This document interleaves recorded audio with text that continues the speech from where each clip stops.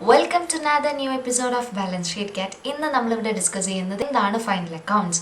അപ്പോൾ ഏതൊക്കെ topics cover ചെയ്യുമെന്ന് നോക്കാം. ഫൈനൽ അക്കൗണ്ട്സിൽ വരുന്ന ടോപ്പിക്സ് ആണ് ട്രേഡ് അക്കൗണ്ട് എന്താണ്, മാനുഫാക്ചറിങ് അക്കൗണ്ട് എന്താണ്, അതുപോലെ തന്നെ പ്രോഫിറ്റ് ആൻഡ് ലോസ് അക്കൗണ്ട്സ് എന്താണ്. പിന്നെ ഫൈനലായിട്ട് നമ്മൾ ഡിസ്കസ് ചെയ്യാൻ പോകുന്നതാണ് എന്താ, ബാലൻസ് ഷീറ്റിനെ കുറിച്ചിട്ടാണ്.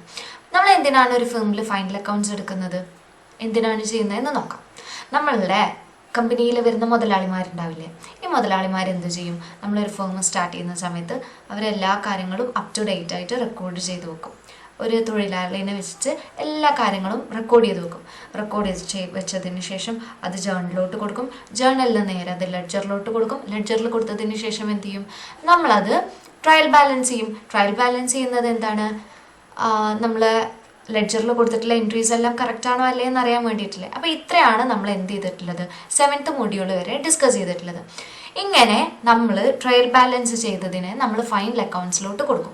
ഈ ഫൈനൽ അക്കൗണ്ട്സിലോട്ട് കൊടുക്കുന്നത് എന്തിനാണ്, നമ്മുടെ കമ്പനി എത്ര പ്രോഫിറ്റ് ഏൺ ചെയ്തിട്ടുണ്ട്, എത്ര ലോസ് ആണ് ഓരോ അക്കൗണ്ടിങ് പീരീഡിലും സഫർ ചെയ്യുന്നത് എന്നുള്ളത് അറിയാൻ വേണ്ടിയിട്ടാണ്. ഇനി എന്താണ് നമ്മുടെ കമ്പനിയുടെ ഫിനാൻഷ്യൽ പൊസിഷൻ, എങ്ങനെയാണ് നമ്മളുടെ കമ്പനിയുടെ നിലനിൽപ്പ്, ഇപ്പോഴത്തെ നിലനിൽപ്പ് എന്താണ് എന്നൊക്കെ അറിയാൻ വേണ്ടിയിട്ടാണ് നമ്മൾ ഫൈനൽ അക്കൗണ്ട്സ് എടുക്കുന്നത്. അപ്പോൾ നമ്മളുടെ കമ്പനിയിൽ എന്ത് ചെയ്യും, നമ്മുടെ ഫിനാൻഷ്യൽ സ്റ്റേറ്റ്മെൻറ്റ്സ് എടുക്കും. എങ്ങനെയാണ് എടുക്കുന്നത്, നമ്മുടെ ട്രേഡിംഗ് ആൻഡ് പ്രോഫിറ്റ് ചെക്ക് ചെയ്യും. Trading and profit and loss അക്കൗണ്ട്സും അതുപോലെ തന്നെ ബാലൻസ് ഷീറ്റ് എടുത്തിട്ടാണ്. ഇതൊക്കെ എപ്പോഴാണ് നമ്മൾ എടുക്കുന്നത്, നമ്മുടെ ഓരോ അക്കൗണ്ടിങ് പീരീഡിൻ്റെ എൻഡിലാണ് എടുക്കുന്നത്. അപ്പോൾ ഇങ്ങനെ എടുക്കുന്ന ഫിനാൻഷ്യൽ സ്റ്റേറ്റ്മെൻറ്റ്സിനെ പറയുന്നതാണ് ഫൈനൽ അക്കൗണ്ട്സ് എന്നുള്ളത്. ഇനി ഇങ്ങനെ നമ്മൾ ഫിനാൻഷ്യൽ സ്റ്റേറ്റ്മെൻറ്റ്സ് എടുക്കുന്നത് നമ്മുടെ ബിസിനസ് 2 കൺസേണിൽ വരുമ്പോഴാണ്. ഒന്ന് ട്രേഡിംഗ് കൺസേൺ ആകാം, മറ്റൊന്ന് മാനുഫാക്ചറിങ് കൺസേൺ ആകാം. അപ്പോൾ ട്രേഡിംഗ് കൺസേൺ എന്ന് പറയുമ്പോൾ നമ്മളുടെ കമ്പനി ചിലപ്പോൾ നമ്മൾ സാധനങ്ങൾ വാങ്ങുക, വിൽക്കുക, ഇതാണ് ട്രേഡിംഗ് കൺസേൺ എന്നുകൊണ്ട് മീൻ ചെയ്യുന്നത്. മാനുഫാക്ചറിങ് കൺസേൺ എന്ന് മീൻ ചെയ്യുന്നത് നമ്മൾ ഉൽപ്പന്നങ്ങൾ ഉണ്ടാക്കിയിട്ട് വിൽക്കുക, അങ്ങനെയാണെങ്കിൽ പറയുന്നതാണ് മാനുഫാക്ചറിങ് കൺസേൺ എന്നുള്ളത്. ഇനി നമ്മളുടെ ബിസിനസ് കംപ്ലീറ്റ്ലി ഒരു ട്രേഡിംഗ് കൺസേൺ ആണെങ്കിൽ നമുക്ക് അവിടെ ആ ഒരു അക്കൗണ്ട്സ് ക്രിയേറ്റ് ചെയ്യുന്നതിൻ്റെ കൂടെ തന്നെ, അതായത് നമ്മൾ ബാലൻസ് ഷീറ്റ് പ്രിപ്പയർ ചെയ്യുന്നതിൻ്റെ കൂടെ തന്നെ വേറെ കുറച്ച് അക്കൗണ്ട്സ് കൂടി നമ്മൾ അതിൻ്റെ കൂടെ പ്രിപ്പയർ ചെയ്യുന്നതാണ്.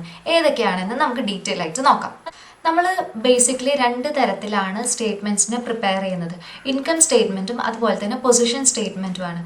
ഇൻകം സ്റ്റേറ്റ്മെൻറ്റിനെ നമ്മൾ വീണ്ടും എന്ത് ചെയ്യും, പ്രോഫിറ്റ് ആൻഡ് ലോസ് അക്കൗണ്ടും അതുപോലെ തന്നെ ട്രേഡ് അക്കൗണ്ടും, അല്ലെങ്കിൽ നമ്മൾ ഈ ഇൻകം സ്റ്റേറ്റ്മെൻറ്റ് തന്നെ നമ്മൾ സബ് ഡിവൈഡ് ചെയ്യുന്നത് നമ്മളുടെ ബിസിനസ്സിൻ്റെ കൺസേൺ അനുസരിച്ചിട്ടാണ്. നമുക്ക് 2 കൺസേൺ അല്ലേ വരുന്നത്, ഒന്ന് ട്രേഡ് അക്കൗണ്ടും മറ്റൊന്ന് മാനുഫാക്ചറിങ് അക്കൗണ്ടാണ്. അപ്പോൾ ബിസിനസ്സിൻ്റെ കൺസേൺ അനുസരിച്ചിട്ട് എന്ത് ചെയ്യും, ഇൻകമിനെ നമ്മൾ സബ് ഡിവൈഡ് ചെയ്യും. 2 ആയിട്ടോ 3 ആയിട്ടോ സബ് ഡിവൈഡ് ചെയ്യുന്നതാണ്. ഫസ്റ്റ് കേസിൽ ഞാൻ ഇവിടെ ഡിസ്കസ് ചെയ്യുന്നത് ട്രേഡിംഗ് കൺസേണിനെയാണ്. ട്രേഡിംഗ് കൺസേണിലാകുമ്പോൾ നമ്മൾ എന്ത് ചെയ്യും, ഇൻകം സ്റ്റേറ്റ്മെൻറ്റിനെ സബ് ഡിവൈഡ് ചെയ്യുന്നത് 2 ആയിട്ടാണ്.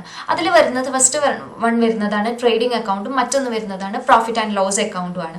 ഇനി മാനുഫാക്ചറിങ് കൺസേണിലാണെങ്കിൽ നമ്മൾ ഇൻകം സ്റ്റേറ്റ്മെൻറ്റിനെ 3 ആയിട്ട് ഡിവൈഡ് ചെയ്യും. ഈ 3 ആയിട്ട് ഡിവൈഡ് ചെയ്യുക എന്ന് പറയുമ്പോൾ അതിൽ വരുന്നതാണ് മാനുഫാക്ചറിങ് അക്കൗണ്ട് വരും, ട്രേഡിംഗ് അക്കൗണ്ട് വരും, അതുപോലെ തന്നെ പ്രോഫിറ്റ് ആൻഡ് ലോസ് അക്കൗണ്ടും വരുന്നതാണ്. ഇനി നമ്മൾ സെക്കൻഡ് കേസിൽ എന്താണ്, നമ്മൾ 2 സ്റ്റേറ്റ്മെൻറ്റ്സിൽ എടുക്കുന്നത്. രണ്ടാമതായിട്ട് വരുന്ന സ്റ്റേറ്റ്മെൻറ്റ് ഏതാണ്, പൊസിഷൻ സ്റ്റേറ്റ്മെൻ്റ് ആണ്. പൊസിഷൻ സ്റ്റേറ്റ്മെൻറ്റ് എങ്ങനെയാണ് നമ്മൾ പ്രിപ്പയർ ചെയ്യുന്നത്, നമ്മൾ പൊസിഷൻ സ്റ്റേറ്റ്മെൻറ്റ് പ്രിപ്പയർ ചെയ്യുന്നതിന് പറയുന്നതാണ് ബാലൻസ് ഷീറ്റിന് പ്രിപ്പയർ ചെയ്യുക എന്നുള്ളത്. ഈ ബാലൻസ് ഷീറ്റ് എപ്പോഴാണ് നമ്മൾ പ്രിപ്പയർ ചെയ്യുന്നത്, എല്ലാ അക്കൗണ്ടിങ് പീരീഡിൻ്റെയും അവസാനമായിട്ടാണ്. പക്ഷെ ചില കേസസിൽ നമ്മൾ എന്ത് ചെയ്യും, അത് ഹാഫ് ഇയർലി ആയിട്ടോ അല്ലെങ്കിൽ എന്തെങ്കിലും ഓഡിറ്റ് വരുന്ന സമയത്ത് ആ ഒരു ഏത് സമയത്താണോ ഓഡിറ്റ് നടക്കുന്നത്, ചിലപ്പോൾ ഹാഫ് ഇയർലി ആകാം, ചിലപ്പോൾ ക്വാർട്ടർലി ആകാം, ചിലപ്പോൾ വീക്ക്ലി ആകാം. അപ്പോൾ അങ്ങനെ ഓഡിറ്റൊക്കെ നടക്കുന്നതിനനുസരിച്ച് നമ്മൾ ആവശ്യത്തിനനുസരിച്ച് എന്ത് ചെയ്യും, അതിൻ്റെ മുന്നേ ആയിട്ട് തന്നെ നമ്മൾ എന്ത് ചെയ്യും, ബാലൻസ് ഷീറ്റ് പ്രിപ്പയർ ചെയ്യും. അപ്പോൾ നമ്മൾ 2 തരത്തിലാണ് സ്റ്റേറ്റ്മെൻറ്റ്സ് ഉണ്ടാക്കിയെടുക്കുന്നത്, പ്രിപ്പയർ ചെയ്യുന്നത്. ഒന്ന് ഫിനാൻഷ്യൽ സ്റ്റേറ്റ്മെൻറ്റും മറ്റൊന്ന് പൊസിഷൻ സ്റ്റേറ്റ്മെൻറ്റും. പൊസിഷൻ സ്റ്റേറ്റ്മെൻറ്റ് നമ്മൾ ഏതിലൂടെയാണ് ചെക്ക് ചെയ്യുന്നത്, ബാലൻസ് ഷീറ്റിലൂടെയാണ് ചെക്ക് ചെയ്യുന്നത്. ഇൻകം സ്റ്റേറ്റ്മെൻറ്റ് എന്ത് ചെയ്യും, നമ്മുടെ ബിസിനസ്സിൻ്റെ കൺസേൺ അനുസരിച്ചിട്ടാണ് നമ്മൾ സബ് ഡിവൈഡ് ചെയ്യുന്നത്. അപ്പോൾ നമ്മൾ പറഞ്ഞു ബാലൻസ് ഷീറ്റ് എന്ന് പറയുന്നത് നമ്മളുടെ ഫിനാൻഷ്യൽ പൊസിഷനെ കാണിക്കാൻ വേണ്ടിയിട്ടാണ്. അത് ബാലൻസ് ഷീറ്റ് വെറും ഫിനാൻഷ്യൽ പൊസിഷനെ മാത്രമല്ല കാണിക്കുന്നത്, നമ്മളുടെ ഫേമിൽ വരുന്ന അസറ്റ്സ് ഏതൊക്കെയാണ്, ലയബിലിറ്റീസ് ഏതൊക്കെയാണ്, നമുക്ക് ക്യാപിറ്റൽ എത്ര വരുന്നുണ്ട്, അതുപോലെ തന്നെ നമ്മളുടെ ഗിവൺ ഡേറ്റിൽ തന്നിട്ടുള്ള നമ്മളുടെ അക്കൗണ്ടിങ് എൻറ്റിറ്റീസ് എന്തൊക്കെയാണ് എന്നുള്ളതെല്ലാം ആരാണ് കാണിച്ചു തരുന്നത്, ബാലൻസ് ഷീറ്റാണ് കാണിച്ചു തരുന്നത്.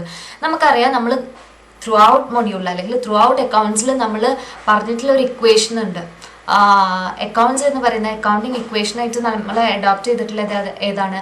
Assets will be always equal to liabilities plus capital. ഇതാണ് നമ്മുടെ അക്കൗണ്ടിങ് ഇക്വേഷൻ വരുന്നത്. അപ്പോൾ നമ്മൾ ബാലൻസ് ഷീറ്റ് പ്രിപ്പയർ ചെയ്യുന്ന സമയത്ത് നമ്മൾ ഏത് ഇക്വേഷൻ തന്നെയാണ് യൂസ് ചെയ്യുന്നത്? Assets equal to liabilities plus capital എന്നുള്ള ഇക്വേഷൻ തന്നെയാണ് യൂസ് ചെയ്യുന്നത്. ഇനി ഇവിടെ എന്താണ് പറയുന്നത്? Trading account is prepared to know the gross profit or gross loss. എന്തിനാണ് നമ്മൾ ട്രേഡിംഗ് അക്കൗണ്ട് പ്രിപ്പയർ ചെയ്യുന്നത്? നമ്മളുടെ ഗ്രോസ് പ്രോഫിറ്റും അതുപോലെ തന്നെ ഗ്രോസ് ലോസും അറിയാൻ വേണ്ടിയിട്ടാണ്. Profit and loss account discloses net profit or net loss of the business. നമ്മളുടെ പ്രോഫിറ്റ് ആൻഡ് ലോസ് അക്കൗണ്ട് എന്താണ് നമുക്ക് കാണിച്ചു തരുന്നത്? എന്താണ് നമ്മളുടെ നെറ്റ് പ്രോഫിറ്റും അതുപോലെ തന്നെ നെറ്റ് ലോസും എന്താണെന്നുള്ളത് വ്യക്തമായിട്ട് ആര് കാണിച്ചു തരും? നമ്മൾ ട്രേഡ് ആൻഡ് ലോസ് അക്കൗണ്ട്സ് കാണിച്ചു തരുന്നതാണ്. ഇനി നമ്മൾ ഡിസ്കസ് ചെയ്യാൻ പോകുന്നത് ട്രേഡിംഗ് അക്കൗണ്ട്സിനെ കുറിച്ചിട്ടാണ്. നമ്മൾ ട്രയൽ ബാലൻസ് പ്രിപ്പയർ ചെയ്തതിന് ശേഷം നെക്സ്റ്റ് സ്റ്റെപ്പ് എന്ന് പറയുന്നത് നമ്മൾ ട്രേഡ് അക്കൗണ്ട്സ് പ്രിപ്പയർ ചെയ്യുക എന്നുള്ളതാണ്. അപ്പോൾ ട്രേഡ് അക്കൗണ്ട്സ് എന്തിനാണ് പ്രിപ്പയർ ചെയ്യുന്നത്? Trade account is one of the financial statement which shows the result of buying and selling of goods and services during an accounting period. ഒരു accounting പീരിയഡിൽ നമ്മൾ എന്തൊക്കെ സാധനത്തിനെ purchase ചെയ്തിട്ടുണ്ട്, എന്തൊക്കെ സാധനങ്ങൾ വിറ്റിട്ടുണ്ട്, അല്ലെങ്കിൽ എന്തൊക്കെ സർവീസുകൾ നമ്മൾ ചെയ്തിട്ടുണ്ട് എന്നുള്ളതൊക്കെ അറിയാൻ വേണ്ടിയിട്ടാണ് നമ്മൾ എന്ത് പ്രിപ്പയർ ചെയ്യുന്നത്? ട്രേഡിംഗ് അക്കൗണ്ട് പ്രിപ്പയർ ചെയ്യുന്നത്. ട്രേഡിംഗ് അക്കൗണ്ടിൻ്റെ മെയിൻ ഒബ്ജക്റ്റീവ് എന്ന് പറയുന്നത് നമ്മൾ ഓരോ സാധനങ്ങൾ വിൽക്കുന്ന സമയത്തും അല്ലെങ്കിൽ ഓരോ സേവനങ്ങൾ നമ്മൾ സ്വീകരിക്കുന്ന സമയത്തും എന്തൊക്കെയാണ് നമുക്ക് സേവനങ്ങളാകാം, എന്തൊക്കെ പർച്ചേസ് ചെയ്തു, എന്തൊക്കെ സെയിൽ ചെയ്തു, അല്ലെങ്കിൽ എന്തൊക്കെ സർവീസ് നമ്മൾ റെൻറ്റ് ചെയ്തു എന്നുള്ളതിൻ്റെയൊക്കെ ലാഭനഷ്ടങ്ങൾ അറിയാൻ വേണ്ടിയിട്ടാണ് നമ്മൾ ട്രേഡിംഗ് അക്കൗണ്ട് പ്രിപ്പയർ ചെയ്യുന്നത്. അപ്പോൾ നമുക്ക് നമ്മളുടെ ഗ്രോസ് പ്രോഫിറ്റും അതുപോലെ തന്നെ ഗ്രോസ് ലോസും എന്ത് ചെയ്യാൻ പറ്റും? അറിയാൻ പറ്റുന്നതാണ് ട്രേഡിംഗ് അക്കൗണ്ടിൽ നിന്ന്. ഇനി നമ്മൾ ട്രേഡിംഗ് അക്കൗണ്ടിന് ഒരു ഫോർമാറ്റ് വരുന്നുണ്ട്. ആ ഒരു ഫോർമാറ്റിനെ കുറിച്ച് നോക്കിയാലോ. ട്രേഡ് അക്കൗണ്ട്സ് നമ്മൾ എപ്പോഴും തന്നെയാണ് പ്രിപ്പയർ ചെയ്യുന്നത്? എല്ലാ വർഷത്തിലും ഒരിക്കലാണ് ട്രേഡ് അക്കൗണ്ട്സ് പ്രിപ്പയർ ചെയ്യുന്നത്. പിന്നെ നമ്മളുടെ നീഡ് അനുസരിച്ചിട്ടാണ് നമ്മൾ എന്ത് ചെയ്യുന്നത്? ട്രേഡ് അക്കൗണ്ട്സ് ഇടയ്ക്ക് വെച്ചിട്ടൊക്കെ പ്രിപ്പയർ ചെയ്യുന്നത്. അപ്പോൾ ഇവിടെ നമ്മൾ ഇമ്പോർട്ടൻ്റ് ആയിട്ട് നോട്ട് ചെയ്യേണ്ട ഒരു കാര്യമുണ്ട്. As it is prepared once in a year, columns for date and journal folio are not provided. നമ്മൾ ഒരിക്കൽ മാത്രം ട്രേഡ് അക്കൗണ്ട്സ് പ്രിപ്പയർ ചെയ്യുന്നത് കൊണ്ട് നമ്മൾ ഡേറ്റിൻ്റെ കോളം അതുപോലെ തന്നെ ജേർണൽ ഫോളിയോയും ഇൻക്ലൂഡ് ചെയ്യുന്നില്ല. നമ്മുടെ ഫോർമാറ്റിൽ എന്ത് ഇൻക്ലൂഡ് ചെയ്യുന്നില്ല? ജേർണൽ ഫോളിയോയും ഇൻക്ലൂഡ് ചെയ്യുന്നില്ല, അതുപോലെ തന്നെ കോളം ഇൻക്ലൂഡ് ചെയ്യുന്നില്ല. ഇനി മറ്റൊരു ഇമ്പോർട്ടൻ്റ് ആയിട്ട് വരുന്ന കാര്യം എന്താണ്? We must keep in mind that closing entries is to be recorded in journal proper. Closing entries നമ്മൾ എവിടെയാണ് അപ്പോൾ റെക്കോർഡ് ചെയ്ത് വെക്കുന്നത്? ജേർണൽ പ്രോപ്പറിലാണ് നമ്മൾ റെക്കോർഡ് ചെയ്യുന്നത്. ജേർണൽ പ്രോപ്പർ ഡൗട്ടിലൊരു നമ്മളുടെ പ്രീവിയസ് മൊഡ്യൂൾ റെഫർ ചെയ്താൽ മതി. അതിൽ എന്താണ് ജേർണൽ പ്രോപ്പർ എന്ന് നല്ല ഡീറ്റെയിൽ ആയിട്ട് നമ്മൾ എക്സ്പ്ലെയിൻ ചെയ്യുന്നുണ്ട്. At end of every accounting period items of revenue and direct expenses are closed by transferring their respective balances to trading account. നമ്മൾ അക്കൗണ്ടിംഗ് പീരിയഡിലെ റവന്യൂ ആവട്ടെ, എക്സ്പെൻസസ് ആകട്ടെ, അതിൽ വരുന്ന എല്ലാ കാര്യങ്ങളും നമ്മൾ എന്ത് ചെയ്യും? നമ്മളിപ്പോൾ ലെഡ്ജറിൽ കൊടുക്കുന്നുണ്ട്, അതുപോലെ തന്നെ ജേർണലിൽ കൊടുക്കുന്നുണ്ട്. ഇതൊക്കെ നമ്മൾ റെസ്പെക്റ്റീവ് ആയിട്ടുള്ള ട്രേഡിംഗ് അക്കൗണ്ടിലാണ് നമ്മൾ എന്ത് ചെയ്യുന്നത്? കൊടുക്കുന്നത്. അപ്പോൾ നമ്മൾ ട്രേഡിംഗ് അക്കൗണ്ടിൻ്റെ ഫോർമാറ്റാണ് ഇവിടെ കാണിച്ചിട്ടുള്ളത്. നമുക്ക് ട്രേഡിംഗ് അക്കൗണ്ട്സിൽ ആകെ വരുന്നത് എന്താണ്? പെർട്ടിക്കുലേഴ്സ് വരും, അതുപോലെ തന്നെ അമൗണ്ട് വരും, വീണ്ടും പെർട്ടിക്കുലേഴ്സ് വരും, വീണ്ടും അമൗണ്ട് വരും. അപ്പോൾ ഇവിടെ എന്താണ്? നമ്മളുടെ ഡെബിറ്റിൽ ഉള്ളത് നമ്മളെപ്പോഴും എന്തായിട്ടാണ് കാണിക്കുന്നത്? പ്രിഫിക്സ് ടു എന്ന് കാണിക്കും. ഡെബിറ്റ് സൈഡിൽ എപ്പോഴും പ്രിഫിക്സ് എന്ത് തന്നെയാണ് കൊടുക്കുന്നത്? ബൈ എന്ന് തന്നെയാണ് കൊടുക്കുന്നത്. നമ്മൾ ജേർണലിലായാലും ലെഡ്ജറിലായാലും ഒക്കെ ഇങ്ങനെ തന്നെയാണ് ഡെബിറ്റിൻ്റെയും ക്രെഡിറ്റിൻ്റെയും കേസിൽ നമ്മൾ പ്രിഫിക്സ് കൊടുക്കുന്നത് കേട്ടോ. Balancing of A trading account. എങ്ങനെയാണ് നമ്മൾ ട്രേഡിംഗ് അക്കൗണ്ടിനെ ബാലൻസ് ചെയ്യുന്നത് എന്നുള്ളതാണ്. നമ്മൾ എന്താ ചെയ്യുന്നത്? നമ്മുടെ ക്രെഡിറ്റ് ലോസ് അക്കൗണ്ട്സ് എടുക്കും. ഈ ക്രെഡിറ്റ് ലോസ് അക്കൗണ്ട്സിൽ നമ്മളൊരു കാര്യം ചെക്ക് ചെയ്യുന്നതാണ്. നമ്മളുടെ വരവാണ് നമ്മളുടെ ചെലവിൻ്റെലേറെ കൂടുതലെങ്കിൽ നമ്മൾ എന്ത് ചെയ്യും?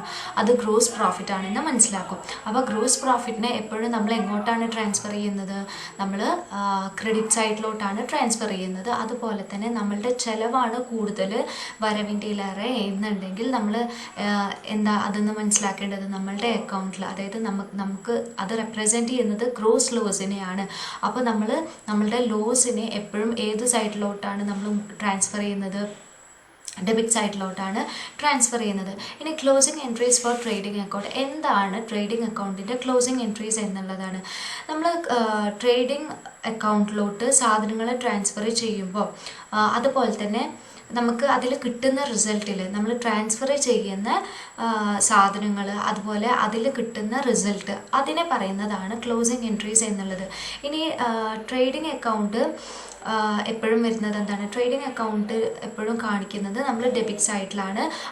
അതുപോലെ തന്നെ അതിൽ എന്തൊക്കെയാണ് കാണിക്കും? നമ്മൾ ഓപ്പണിംഗ് സ്റ്റോക്സ് ഉണ്ടാകും, അതുപോലെ തന്നെ പർച്ചേസ് ഒക്കെ ട്രേഡിംഗ് അക്കൗണ്ട് ഡെബിറ്റ് സൈഡിലാണ് നമ്മൾ കാണിക്കുന്നത്. അപ്പോൾ അങ്ങനെ ആകുമ്പോൾ നമ്മൾ എങ്ങനെയാണ് ജേർണൽ എൻട്രീനെ പാസ് ചെയ്യുക? For transferring of opening stock, purchases and direct expenses to trading account. നമുക്ക് സ്റ്റോക്കിന്, അതുപോലെ തന്നെ പർച്ചേസസ്, ഡയറക്റ്റ് എക്സ്പെൻസസിനെ ഒക്കെ അക്കൗണ്ടിൽ കാണിക്കുന്നത് ഇങ്ങനെയാണ്. Trading account debitor to stock account to purchases account to direct expenses. അപ്പോൾ നമ്മൾ അതിൻ്റെ നരേഷൻ എങ്ങനെയാണ് കൊടുക്കുക? Being opening stock, purchases and expenses transfer to trading account. Trading അക്കൗണ്ടിലോട്ടിലെ ഡെബിറ്റർ സൈഡിലോട്ടല്ലേ മൂവ് ചെയ്യുന്നത്. അപ്പോൾ debtor to stock opening account to purchases account to direct expenses account എന്ന് കൊടുക്കും.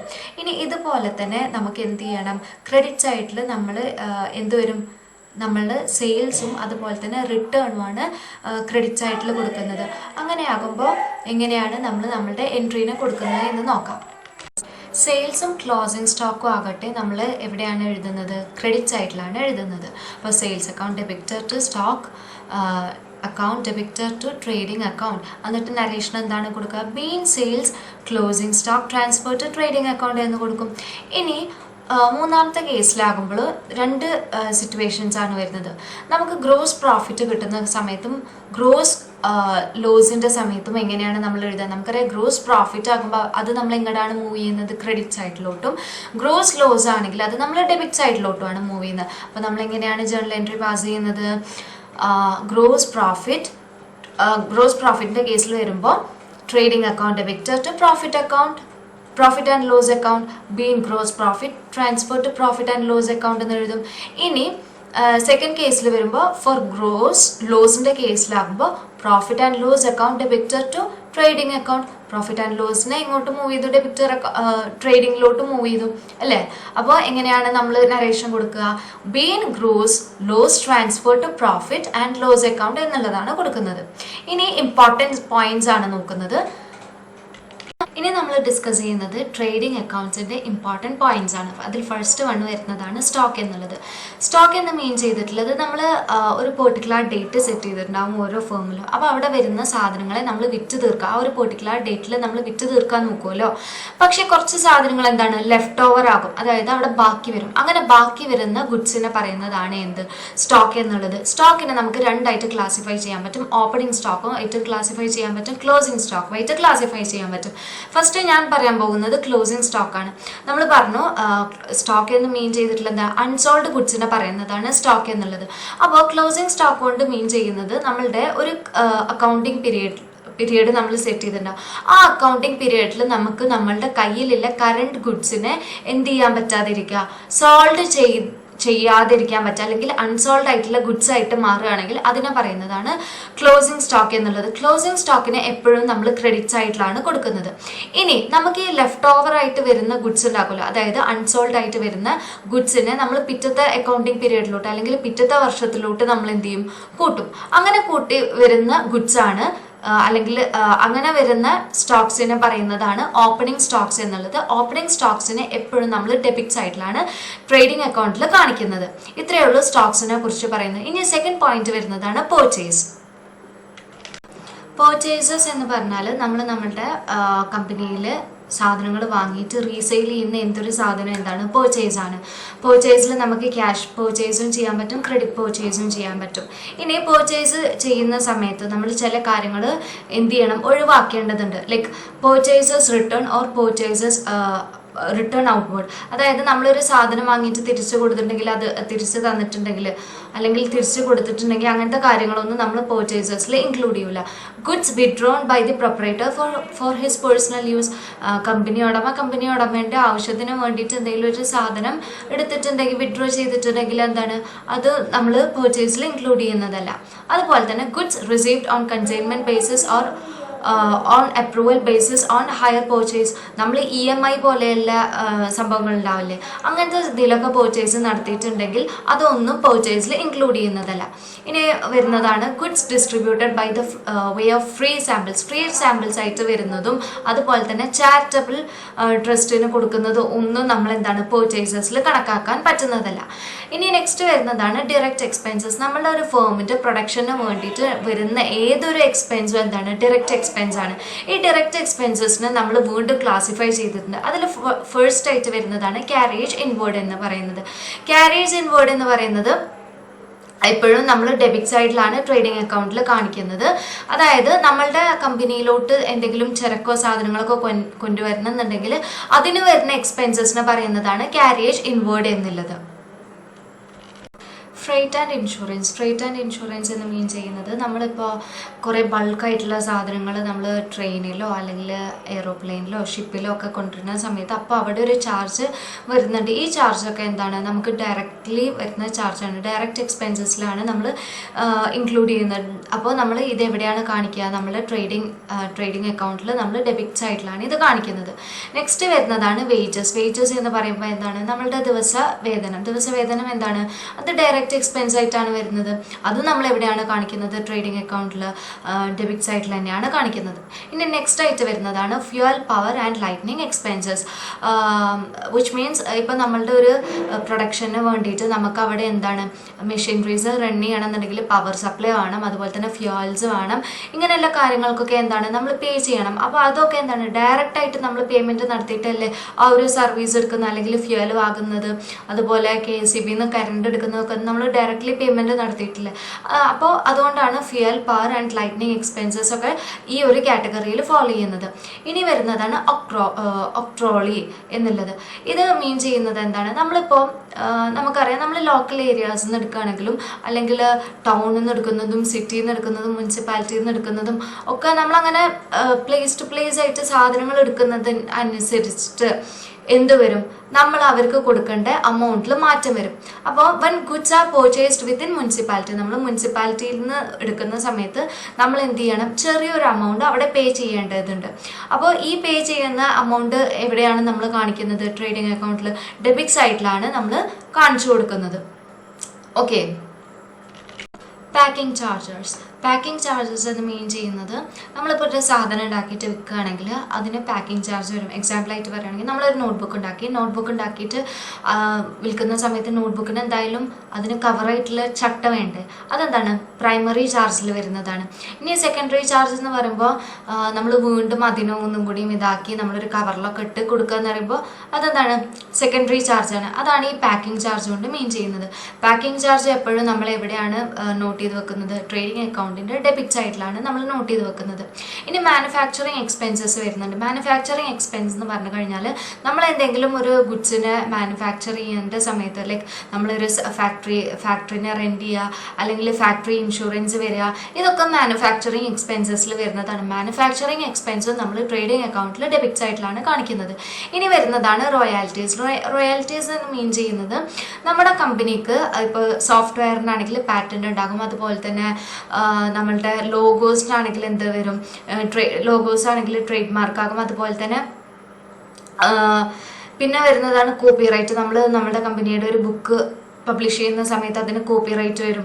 അപ്പോൾ ഇങ്ങനെയുള്ള കാര്യങ്ങൾക്കൊക്കെ എന്താണ് നമ്മൾ റോയാലിറ്റിക്ക് നമ്മൾ ആ ഒരു പ്രൊഡക്ഷന് നമ്മൾ എന്ത് ചെയ്യണം, പേ ചെയ്യണം.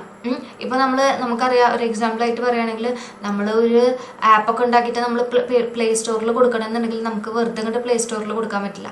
നമ്മളെന്താണ് അപ്പോൾ അവിടെ പാറ്റന്റ് ചെയ്യണം, അതായത് നമ്മൾ അതിനൊരു പൈസ കൊടുത്ത് സെറ്റാക്കണം. അതുപോലെ തന്നെയാണ് ഇവിടെയും വരുന്നത്, റോയാലിറ്റീസ് വരുന്നത്. അപ്പോൾ റോയാലിറ്റി എപ്പോഴും നമ്മൾ എവിടെയാണ് കാണിക്കുന്നത്, നമ്മൾ ഡെബിറ്റ് സൈഡിലാണ് കാണിക്കുന്നത്. ട്രേഡിംഗ് അക്കൗണ്ടിൻ്റെ ഡെബിറ്റ് സൈഡിലാണ് റോയാലിറ്റീസ് കാണിക്കുന്നത്. അപ്പോൾ ഇത്രയൊക്കെയാണ് നമ്മളുടെ ഡയറക്റ്റ് എക്സ്പെൻസസിൽ വരുന്നത്. സെയിൽസ് എന്താണ് മീൻ ചെയ്യുന്നത്?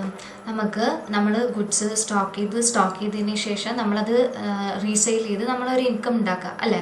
അപ്പോൾ നമുക്ക് ക്യാഷ് സെയിലും ചെയ്യാൻ പറ്റും, ക്രെഡിറ്റ് സെയിലും ചെയ്യാൻ പറ്റും.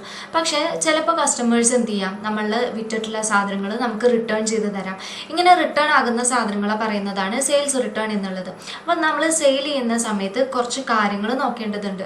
ഇപ്പോൾ നമ്മളുടെ ഫിക്സ്ഡ് അസറ്റ് ആയിട്ടുള്ള ഫേർണിച്ചർ, മെഷീനറീസ് ഒക്കെ നമ്മൾ സെയിൽ ചെയ്ത് കഴിഞ്ഞാൽ അതൊന്നും നമ്മൾ സെയിൽസ് അക്കൗണ്ടിൽ എന്ത് ചെയ്യാൻ പറ്റില്ല, നമ്മൾ നോട്ട് ചെയ്ത് വെക്കാൻ പാടില്ല. പിന്നെ വരുന്നത് എന്താണ്, goods sold on consignment or higher purchase. Like നമ്മൾ EMI വിൽക്കുന്ന സാധനങ്ങളെ ഒന്നും, അതായത് EMI വിറ്റു പെട്ടെന്ന് ഇതിന് റിട്ടേൺ ഒന്നും, അങ്ങനെയുള്ള സാധനങ്ങളെ ഒന്നും നമ്മൾ എന്തിൽ ആക്കുന്നില്ല. നമ്മൾ കംപ്ലീറ്റ്ലി നമ്മളുടെ ആ ഒരു EMI അടച്ചു തീർന്നതിന് ശേഷം മാത്രമേ ഉള്ളൂ, അല്ലെങ്കിൽ നമുക്ക് ആ ഒരു ഫുൾ പേയ്മെന്റ് കിട്ടിയതിന് ശേഷം മാത്രമേ ഉള്ളൂ നമുക്ക് എന്ത് ചെയ്യാൻ പറ്റുക, സെയിൽസിൽ നമുക്ക് ഇൻക്ലൂഡ് ചെയ്യാൻ പറ്റുന്നുണ്ടാകുക. പിന്നെ വരുന്നതാണ് if goods have sold but not yet dispatched. ഇപ്പോൾ ഈ ആമസോൺ, ഫ്ലിപ്കാർട്ട് പോലെയുള്ള ഇതിലൊക്കെ നമുക്ക് കാണാൻ പറ്റും, നമ്മളൊരു സാധനം ഓർഡർ ചെയ്തിട്ടുണ്ടെങ്കിൽ 2-3 ദിവസം കഴിഞ്ഞിട്ടാണ് അത് ഡിസ്പാച്ച് ചെയ്യുക. അപ്പോൾ അതുപോലെ ഡിസ്പാച്ച് ചെയ്യുക എന്ന് പറഞ്ഞു കഴിഞ്ഞാൽ നമ്മൾ എവിടെ നിന്നാണോ ഓർഡർ ചെയ്തിട്ടുള്ളത് ആ ഓർഡർ ചെയ്ത സാധനം അവർ നമുക്ക് ഷിപ്പ് ചെയ്യുക, അതാണ് ഡിസ്പാച്ച് ചെയ്യാൻ ഉദ്ദേശിച്ചിട്ടുള്ളത്. അപ്പോൾ അങ്ങനെ നമ്മൾ ഒരു സാധനം ഓർഡർ ചെയ്തിട്ടുണ്ട് പക്ഷെ ഡിസ്പാച്ച് ചെയ്തിട്ടില്ല, ഇതുവരെ കമ്പനിക്കാരത് വിട്ടിട്ടില്ല. അങ്ങനെയാണെങ്കിൽ അതൊന്നും എന്തിൽ ഉൾപ്പെടുത്താൻ പറ്റില്ല, ഡിസ്പാച്ചിൽ ഉൾപ്പെടുത്താൻ പറ്റില്ല, നമുക്ക് സെയിൽസിൽ ഉൾപ്പെടുത്താൻ പറ്റില്ല. ഇനി വരുന്നതാണ് sales of goods on behalf of others and forward sales should also be excluded from sale. നമ്മളൊരു ഇടനിലക്കാരനെ കിട്ടിയിട്ട് ഇത് സെയിൽ ചെയ്യാൻ പോകുകയാണ് എന്നില്ല ഒരു ഇതിൽ വെക്കുകയാണെങ്കിൽ, ഒരു മീഡിയേറ്ററിനെ വെച്ചിട്ട് എന്തെങ്കിലും ഒരു പെർട്ടിക്കുലർ പ്രോപ്പർട്ടി അല്ലെങ്കിൽ എന്തെങ്കിലും ഒരു സാധനം വിൽക്കാൻ നിൽക്കുകയാണെങ്കിൽ അതും എന്തിൽ ഇൻക്ലൂഡ് ചെയ്യുന്നതല്ല, സെയിൽസിൽ ഇൻക്ലൂഡ് ആകുന്നതല്ല. മാനുഫാക്ചറിങ് അക്കൗണ്ട്സ് എന്തിനാണ് യൂസ് ചെയ്യുന്നത്? നമ്മൾ ഫേമിൽ എന്തെങ്കിലും മാനുഫാക്ചർ ചെയ്യുന്ന സമയത്ത് വരുന്ന എക്സ്പെൻസസ് ഒക്കെ കാണിക്കാൻ വേണ്ടിയിട്ടാണ് മാനുഫാക്ചറിങ് അക്കൗണ്ട്സ് യൂസ് ചെയ്യുന്നത്. മാനുഫാക്ചറിങ് അക്കൗണ്ട്സിൽ വരുന്ന എല്ലാ എക്സ്പെൻസസും നമ്മൾ ഡെബിറ്റ് സൈഡിലാണ് കാണിക്കുന്നത്. ഇനി ഇതിൻ്റെ വരുന്ന ഫോർമാറ്റ് എങ്ങനെയാണ്? നമുക്ക് 4 കോളം ഉണ്ടാകും. ആദ്യം വരും പെർട്ടിക്കുലേഴ്സ് വരും, പിന്നെ എന്ത് വരും, അതിൻ്റെ അമൗണ്ട് വരും, പിന്നെയും പെർട്ടിക്കുലേഴ്സ് വരും, പിന്നെയും അമൗണ്ട് വരും.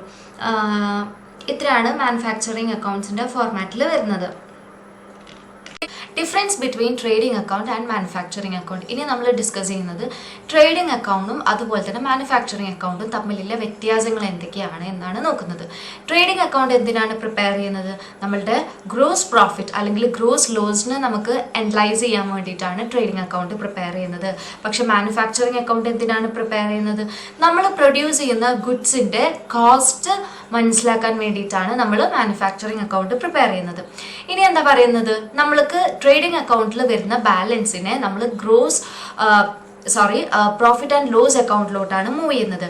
പക്ഷേ മാനുഫാക്ചറിങ് കേസിലാണെങ്കിൽ, മാനുഫാക്ചറിങ് അക്കൗണ്ടിൻ്റെ കേസിൽ വരുമ്പോൾ നമുക്ക് വരുന്ന മാനുഫാക്ചറിങ് അക്കൗണ്ടിൽ വന്നിട്ടുള്ള ബാലൻസിനെ നമ്മൾ ട്രേഡിംഗ് അക്കൗണ്ടിലോട്ടാണ് മൂവ് ചെയ്യുന്നത്. ഇനി തേർഡ് പോയിന്റ് ഡിസ്കസ് ചെയ്യുന്നത്, നമ്മൾ സ്ക്രാപ്പ് സെയിൽസ് ഒക്കെ നടത്തിയിട്ടുണ്ടെങ്കിൽ അങ്ങനത്തെ കാര്യങ്ങളൊന്നും ട്രേഡിംഗ് അക്കൗണ്ടിൽ ഇൻക്ലൂഡ് ചെയ്യുന്നതല്ല.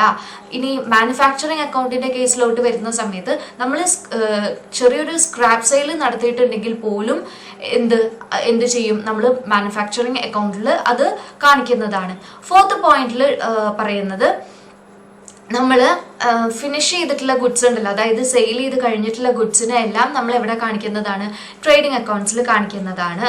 മാനുഫാക്ചറിങ് അക്കൗണ്ട്സിൻ്റെ കേസിൽ വരുമ്പോൾ എന്താണ്, നമ്മളുടെ സ്റ്റോക്സ് അതായത് സ്റ്റോക്കിൻ്റെ റോ മെറ്റീരിയലിനെയും അതുപോലെ തന്നെ എന്തൊക്കെയാണ് നിലവിൽ വർക്ക് ചെയ്തുകൊണ്ടിരിക്കുന്നത്, വർക്ക് ഇൻ പ്രോഗ്രസ് എന്നാണ് പറഞ്ഞിട്ടുള്ളത്. അപ്പോൾ വർക്കിംഗ് ആയിട്ട് എന്തൊക്കെയാണ് ഉള്ളത് എന്നുള്ളതെല്ലാം എവിടെയാണ് കാണിക്കുന്നത്? മാനുഫാക്ചറിങ് അക്കൗണ്ട്സിൽ കാണിക്കും. ഇനി എന്താ ലാസ്റ്റ് പോയിന്റ് ഡിസ്കസ് ചെയ്യുന്നത്? ലാസ്റ്റ് പോയിന്റിൽ പറയുന്നത്, ട്രേഡിംഗ് അക്കൗണ്ട് എന്ന് പറയുന്നത് പ്രോഫിറ്റ് ആൻഡ് ലോസ് അക്കൗണ്ടിന്റെ ഒരു പാർട്ടാണ്. അതായത് പ്രോഫിറ്റ് ആൻഡ് ലോസ് അക്കൗണ്ട് എന്ന് പറയുന്നത് ട്രേഡിംഗ് അക്കൗണ്ടിന്റെ ഒരു പാർട്ടാണ്. മാനുഫാക്ചറിങ് അക്കൗണ്ട് എന്ന് പറയുന്നത് ട്രേഡിംഗ് അക്കൗണ്ടിന്റെ ഒരു പാർട്ടായിട്ടാണ് വരുന്നത്. അപ്പോൾ 5 പോയിന്റ്സ് ആണ് difference between trading account and manufacturing അക്കൗണ്ടിൽ വരുന്നത്.